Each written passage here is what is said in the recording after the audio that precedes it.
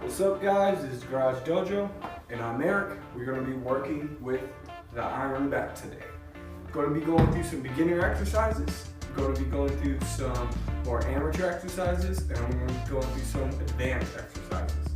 So with the iron back, it's all about your movement.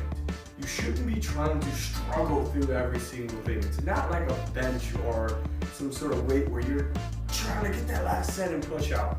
This is all about movement flow. It's like kettlebell workouts. Think about it more in that range than just fighting it the whole time. You want to work with the bat, not constantly against it. You're going to feel pressure, of course. You're going to feel strain, of course, but it shouldn't be to the point where you can barely lift the bat. You might want to go lower weight if that's the case.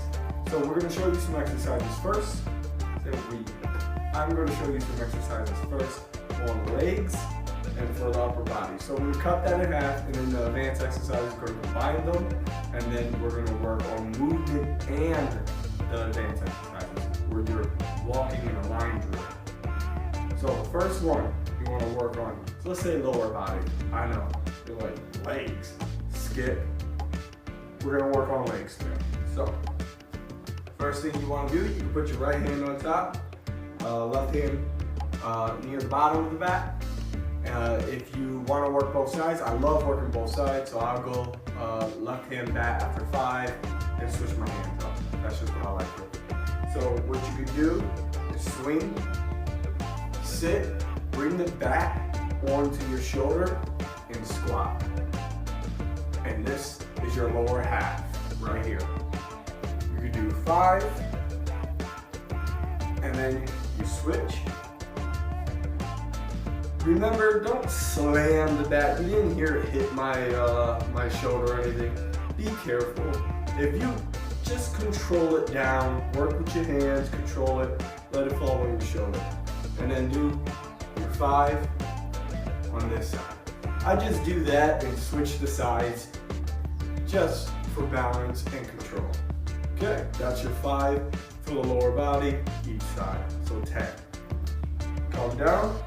Swing, place down, shake your legs off. Okay, come through again. Remember, this portion of the video is the exercise for beginners. So what you want to do is more for the beginner upper body. So you want to work, again, switch your hands. I like to do 5-5. I always try to balance it out and switch. So I'm going to start off with the right. So you can just go from no swing and lift straight up. I'll show that later in the video. But for beginners, give yourself a swing, give yourself 2 or 3 swings, help them, let the momentum help you, and then get that bat up. So swing, sit. So upper body, that's 1, 2, 3, 4, 5. Good. Switch those hands. And there you go. Do the 5 on this side.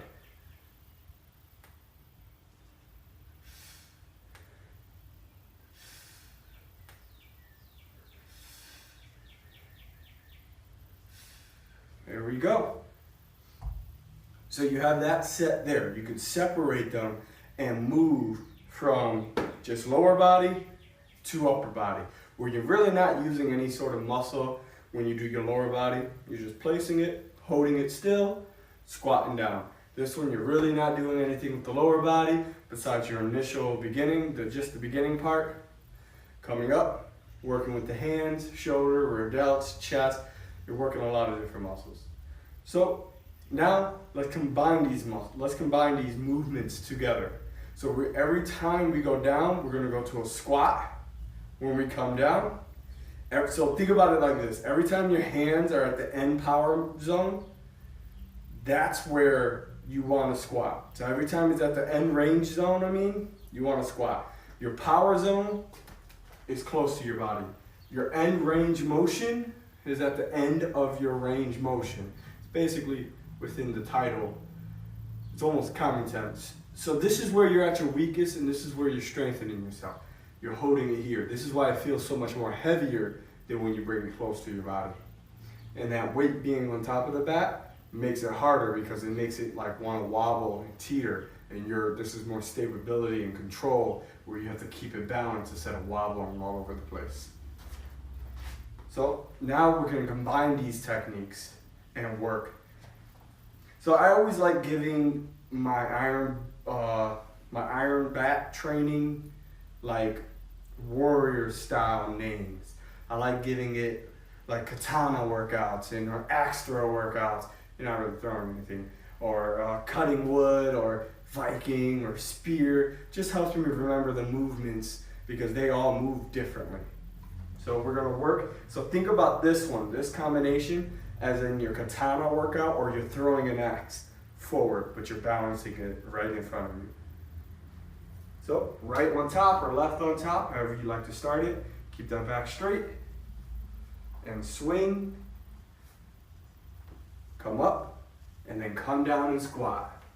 Come up, come down and squat. Just like that. That's 3, 4, and 5. There we go. So let's switch and switch. There we go. 1. That's 2, 3, 4, 5. There we go. That movement is more of your amateur style movement. Is leading up to the middle ground. So your advanced style, if we want to advance that a little bit into a full-blown, you could say middle workout, you want to do 2 squats, 2 end range motions for every 1 rep. So let me show you a little example of that. So this is going to help forearms as well, and it's going to work on your movement. Don't bend your back like a turtle. Keep it straight. Pop that glute out. Keep the knees slightly bent. Get comfortable in your positions. Again, if you're fighting it the whole way, you might want to loosen it up a little bit. Lessen the back weight just a tiny bit. If you don't have, like, I've seen people with sand bats, I've seen people with water bats. If you don't have those and you only have 1 bat, stick to more of the beginner workouts until you get stronger to fully do like more amateur or advanced level workouts. So it's okay to stick with that same workout for another week so you can work on your movements and your strength, so that when you go into your next step, that you're not struggling, you're really giving it your all. Okay, starting right, so we're gonna do 2 reps for every 1. So come down here, that's 1. Swing it back, work on those forearms, keep it balanced. 2.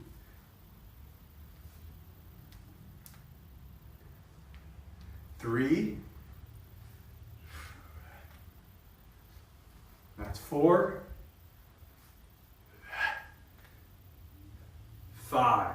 Now let's switch.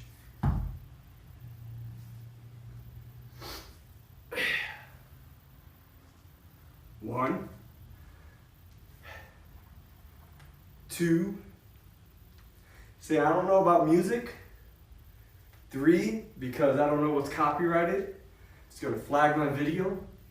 4, or not. So I add some YouTube music in this. 5.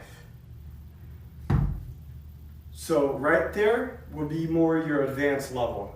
Movement line drills training is something a little different. I'm gonna have to set that up in a different camera angle so that you can basically see what I mean by movement line drills.